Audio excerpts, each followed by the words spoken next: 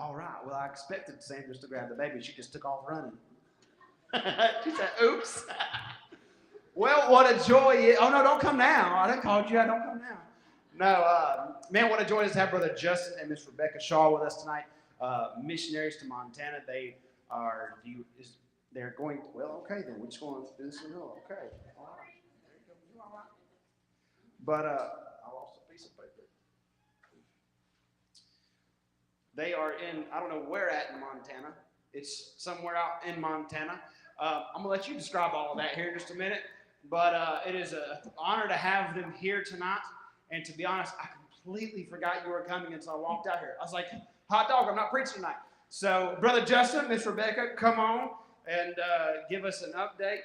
And they are running a school out there. And is it hotter or colder in Montana than it is here right now? We're going to Montana, church. The Lord has done spoke. Here we go.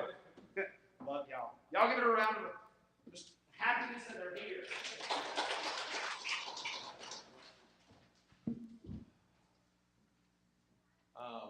Thank you for letting us come tonight. By the way, this is not my thing to be standing up here in front of talking to people and all that. That's what she does. She's a school teacher. So, Justin, Rebecca, our kids are not here tonight. We have 4 kids, Addie, Kendall, Jake, and Judah. So we're in Pryor, Montana, which is on the Crow Reservation. So we're close to Billings, Montana. So we're kind of in the southern part of Montana, you'd say. So I think do you remember when we came last year? Long before we moved. Yeah. So we moved middle of April last year. So we've been there over a year. During that time, the Lord's, He's provided us a house to stay in. We're not having to live in the church where there's no insulation in that church there. So it'd be hard to survive the winter.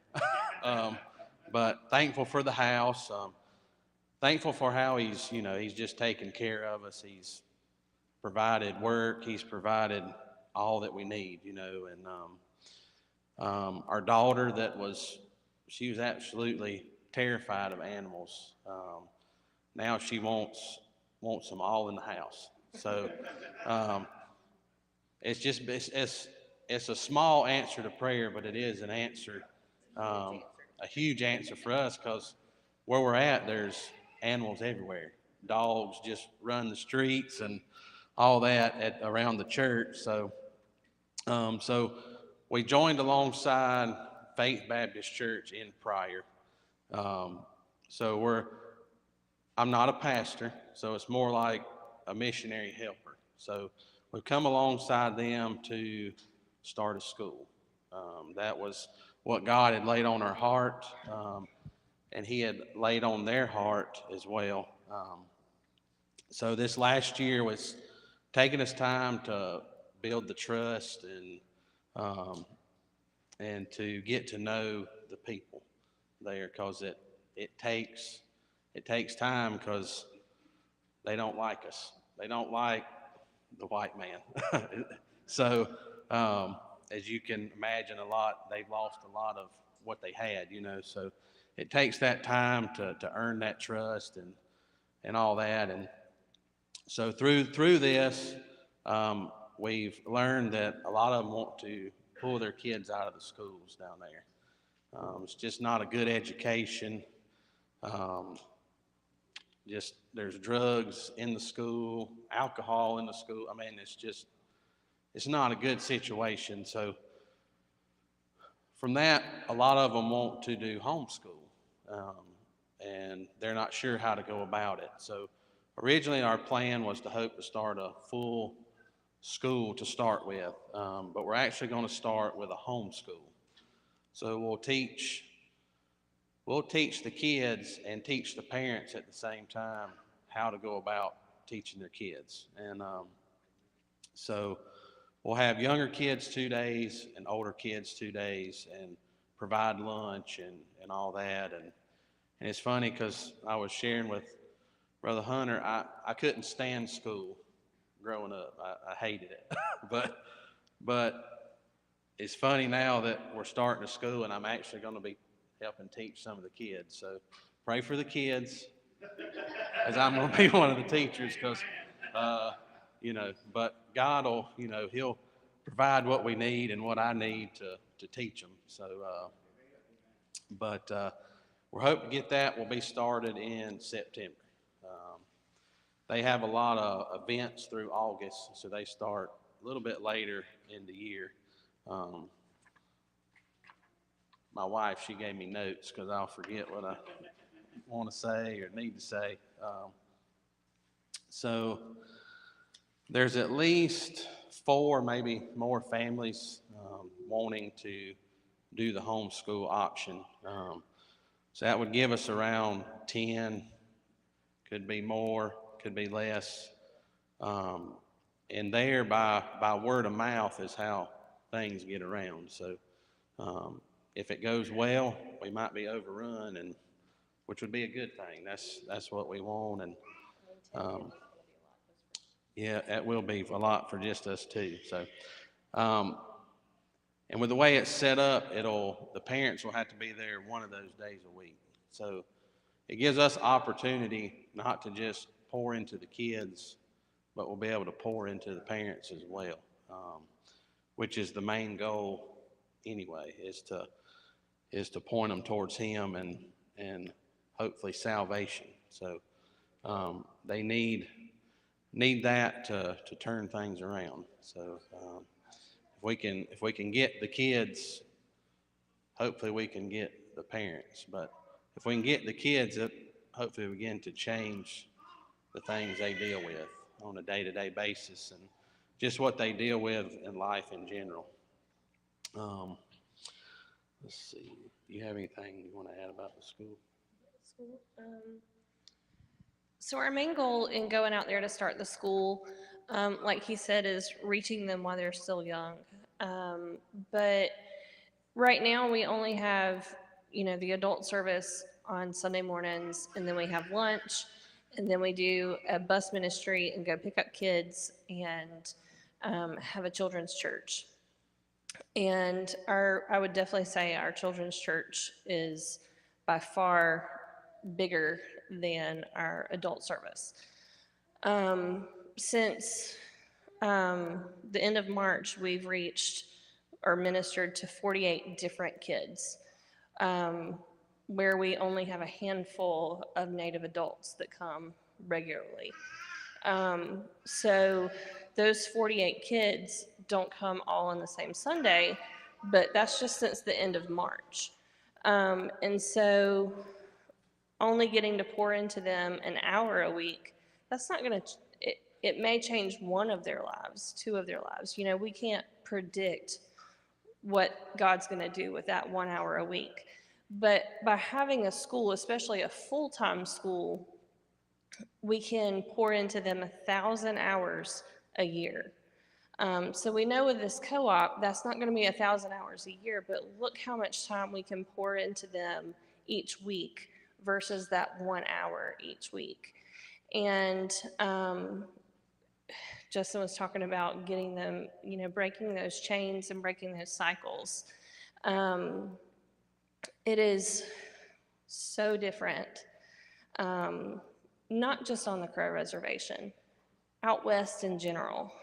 And Hunter and Samantha know how it is, but it's just dry. But then you add on to the reservation, these people are hopeless. They have no hope. They are fed into, from the time they're little, that there's nothing else for them. And so you have a lot of grandparents raising kids because their parents are hooked on drugs. And by the time their grandparents, get older, they're still hooked on something, but it's not the heavy stuff. And so it's just this cycle. And we've learned that there's no discipline. It's just part of their culture. And so they just let the kids do whatever they want and choose, especially by the time they get to like 5th or 6th grade, they get to choose whatever they want to do. And that's just their culture. I mean, I know we see a lot of that here, where parents are not being parents, but this is part of their culture where they don't tell their kids what to do. Their kids get to choose what they do. And so by having the school and getting to minister to the parents as well and getting more Bible than just once a week, we're hoping to be able to have the opportunity to start some discipleship groups and that kind of thing, because that's what they need. And so it's just our burden for the people. And so this past year and a half, we haven't quite been there a year and a half, but the past year and a half has just been amazing just to spend getting time to know the people and to earn their trust. I have a heart for kids, always have, but I didn't get a name with the kids until February. And when they started calling me Miss Rebecca, it melted my heart. I mean, that was 10 months, and I finally got a name. So it was hard for me to come here for 4 weeks, knowing that they weren't going to see me for 4 weeks, because they depend on that consistency. And so the last Sunday we were there, we only had 2 kids show up on the bus. And I was like, I don't get to tell them that we're not going to be here for 4 weeks. And so we rode around and did a video of the town. And some of the kids were out playing, and they recognized our car. And I rolled down the window. And they're like, Miss Rebecca, Miss Rebecca. And that just melted my heart. And so I opened the door and hugged them and told them, I was like, no, we're going to be out of town for almost a month. I was like, but I promise we're coming back. And so it was just so great to be able to assure that family that we were coming back. So I know that was more than what you asked me, but I mean, it's the kids need that consistency and need to know that you're coming back. And that was we met with a guy before we moved that was from the Crow Reservation, and he lives in Greenville. And we got to ask him all kinds of questions. And he was raised in foster care, and he told us that was one of the biggest things, that it was always great to have church groups come in, but they never came back. It was always different church groups. He was like, so when you have consistency, it always makes a difference. And so we're there. We're committed. And there are changes taking place. But God hasn't told us to move. He hasn't told us anything different. And we're just thankful for where he has us. You want to talk about what all he's done? I'll go back to, as far as the discipline stuff, that would be a prayer request of mine, because there needs to be a male figure there, and it's going to be tough to be able to implement that discipline, because they're just not used to it. So I want to be able to do it without pushing them away. So that would be a prayer request, and for me to be teaching, and for the kids. But so got a new multi-purpose building over the last year, big 40 by 60, which will provide a place in the winter to play basketball or whatever, because winter it can be so cold you don't want to be outside. You want to stay in. So that had been, someone donated the money for that. That was provided. A group came out to put it up. Got a new playground. Have a new church sign. A group that just left actually ran new piping in the church, some PEX for the plumbing, to hopefully keep from freezing. We have a lot of problems with pipes busting. The church is not in the best of shape, so the wind cuts through there, and it have a lot of problems with it. They ran the electrical to the new building, and a man has provided the money for the concrete. And that's another request. To get down in the church, it's down a gravel driveway, which is steep, and then it looks like this rickety bridge that you drive across. So we're having trouble getting concrete companies to come in there, which I can understand.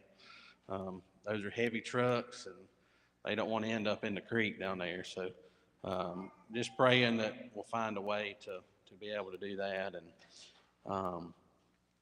like she said, we ministered to 48 different kids.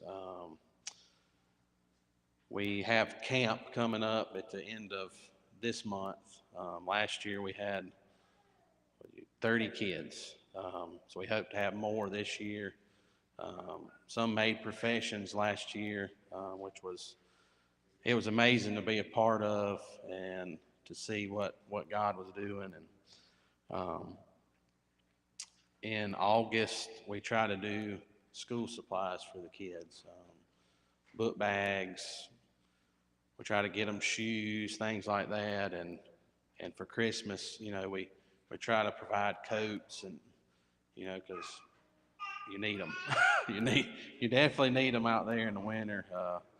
We got lucky this past winter. It was a little milder than normal, so I'm expecting it to be a little different this time. Sorry, I got choked there. And another prayer request.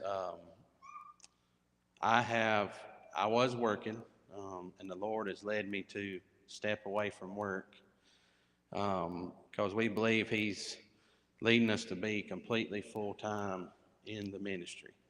So it was tough decision, but I'm trusting Him. He's provided for us so far, and when we get back, and I've tried to do it here, but it just hadn't worked out like I wanted it to. But I'm going to be hitting the road, church to church, business to business, trying to raise support for us and for the ministry.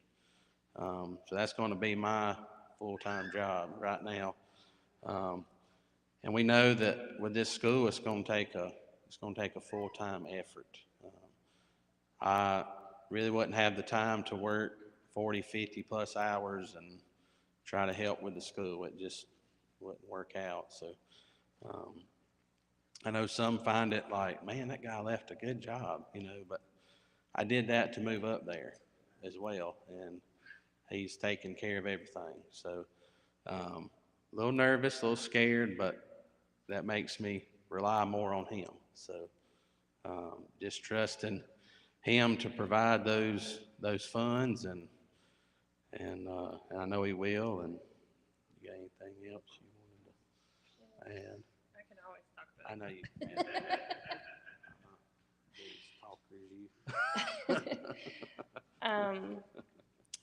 Talking about, just trusting Him with our finances and that kind of thing. A lot of people like to know what percentage you're at with your support and that kind of thing. We're right at 20% of our support, and that's for our personal support and the school. So we have a long way to go. Well, with the school too, we'll be providing, like I said, lunch, all their supplies, all the material. So it takes a lot. I know it may only be 10 kids, but It's going to take a lot to provide all that for them, because you can't go in there expecting them to pay for it, because the other school, a public school and there's a Catholic school there, and everything's provided for the kids. So we have to take the same approach. So that's a lot of where the funds will be going is for the school. So. So that's that. As far as Justin going ahead and stepping away from his job, that was so hard to watch him go through that. I've never seen him be so sick. And at the time, we didn't know what was going on. And when we fully surrendered, he said to me, he was like, it's just hard to know that everything's going to be okay. And I said, babe, it's not for us to know that everything's going to be okay. It's called faith for a reason. And it's so wonderful to be able to walk by faith. Do we know where rent's coming from next month? No. But God provides. We didn't know where it was coming from this past month. And we put it on a credit card and it got paid last week. You never know what he's going to do. But I want to challenge you, if you're not, our pastor at Temple this morning preached on tithing. And he said, I hate doing this. But if you're not doing something sacrificially, I don't want to say challenge God, but find a way to, their theme at Temple is, he must increase and I must decrease. It's amazing what happens when you find a way to let God increase and you decrease. It's amazing what happens in your life. It's not, and I'm not saying this so that you'll give to us. That's not why I'm saying that. I don't care. No, I don't care if we walk out of here and don't have a penny. I'm saying this for your benefit. It's amazing what God does. So, Pastor Hurt passed out challenge cards this morning just to take that, he must increase and I must decrease. And it was, if you already pray for 5 minutes a day, increase it to 10 minutes a day. Or if you already read a chapter a day, read 2 chapters.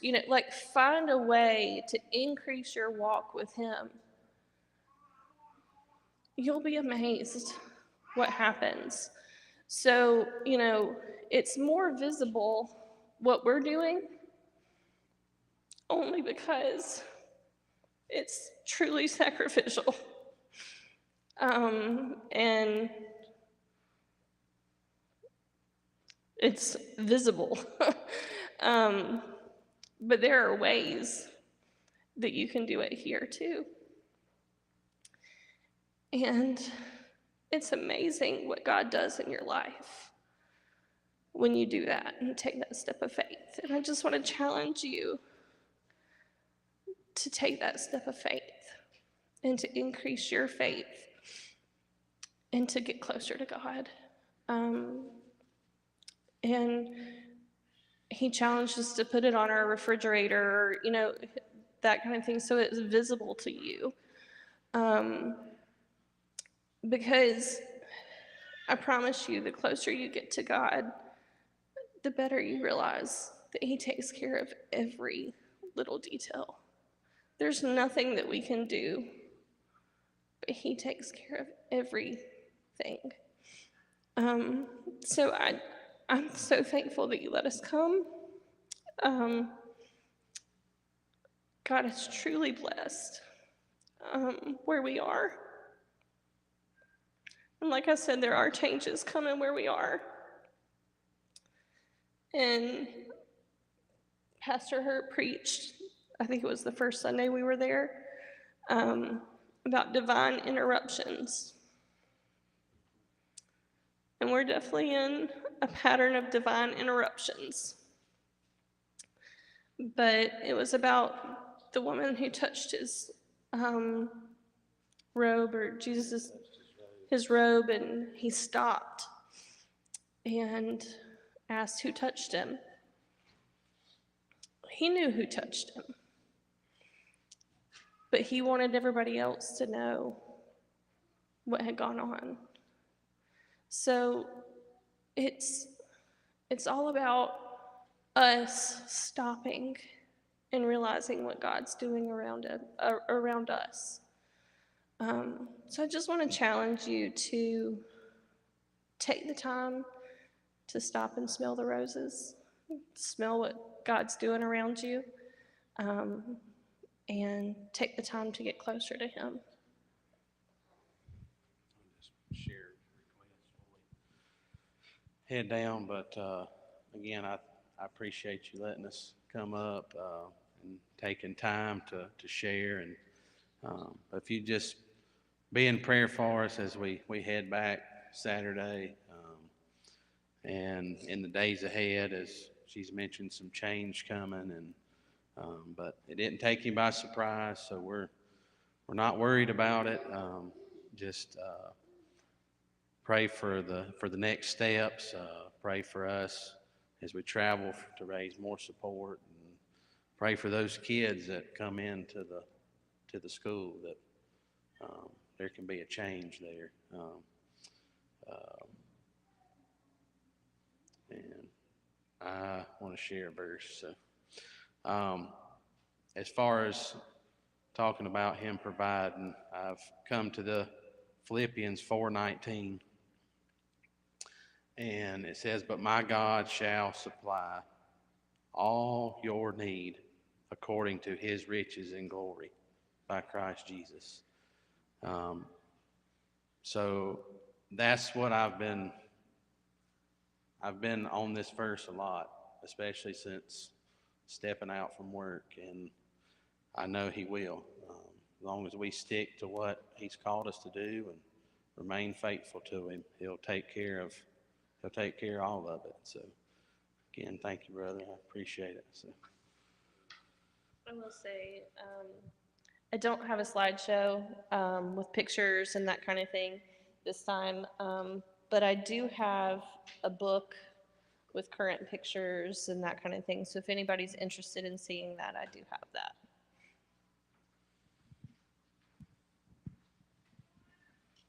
Thank you, buddy. Yeah, y'all give them a round of applause right there. Hallelujah.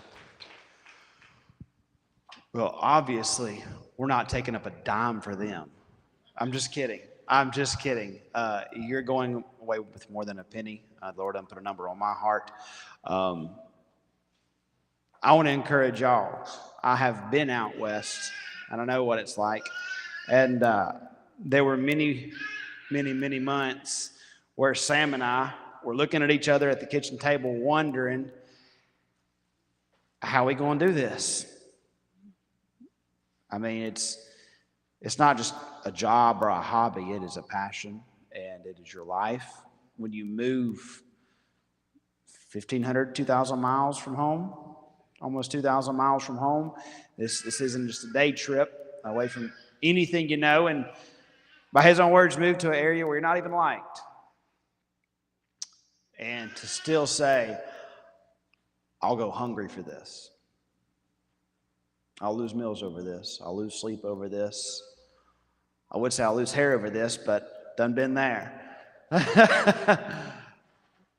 But seriously, and then to sit across at a kitchen table, look across your wife and say, I don't know why God would call us to this, but I believe He called us here. He's going to take care of us. And I've done the pay the bill on the credit cards, hoping and praying that it gets paid down before the next one, because it's maxed out now. Only to go out to the mailbox and see a check in the mail from somebody you ain't talked to in 6 months. I want to tell you, the Lord's faithful. And when you feel like you're all alone because you're 2,000 miles away from anybody that really knows you, the Lord sees you. He is an ever-present help. When the phone calls won't come through and the text messages won't send, He's there. He sees your struggle. Ask me how I know. I'm living a blessed life now. And I remember when we had nothing. I've told the church this, but I'm just talking to y'all for a minute. The Lord said, Sam told the Lord, said, Lord, you got 1,000. You own the cattle on 1,000 hills. You okay? Woo. I thought you were about to die over there. The Heimlich. But I remember her, she said that she told me, she said, Lord, Hunter, I asked the Lord, I said, Lord, you own a cattle on 1,000 hills. I just want one of them. Just one cow, one hill. And a few years later, where we're living at now, it's literally, look at it, it's just a hill. Just on this one little hill that the church owns. And she was out there walking one day, probably a year and a half living, and she got to crying in the middle of the yard. I said, what's wrong with you? She said, the Lord gave me my hill. The Lord sees you. So you say, preacher, I didn't bring no cash. That's all right. You can give online. We'll do it through special offering. There's a special offering tab, right, Amber? There is a special offering tab. Give through the special offering tab, give cash, give check, and we'll make one big donation out to them. Every penny you get is going to go directly to them. And my phone vibrated halfway through. Brother Travis, our head deacon, said we need to give 10 of our bags, our school bags we've been raising. We're raising 100 school bags for kids in our area who ain't got nothing. And he said we need to give 10 bags, and it's a book bag with all the supplies and all the good stuff in it. Which one give to you? To give them 10 kids. I know that ain't going to cover the whole year, but it'll start you. So, all right. Here's what we're going to do. If you do have cash, Logan, come here. Take this to the back. If you have cash or check, just write it out to Friendship, put on the note. The Shaws, S-H-A-W-S, S-H-A-W-S, and we'll give every penny of that to them. And if you want to give online, just give on to special offering, and we'll cut them a check. When are you guys heading back to Montana? Saturday. If you ain't got it today, but you get paid tomorrow, put it in there, and we'll get a check to you before you leave, all right? And if I miss you, well, I guess I'll just have to suffer and drive out to Montana this fall and shoot a muley. But, y'all saw it, thumbs up. Y'all just don't give until Sunday, okay? But I love y'all. I mean that. I've had dinner with this family, and they're the same person in their living room when nobody else is watching them as they are on stage when everybody's watching them. You'll not find a couple that loves the Lord or His people more. I mean that, and I love y'all. I'm proud of y'all.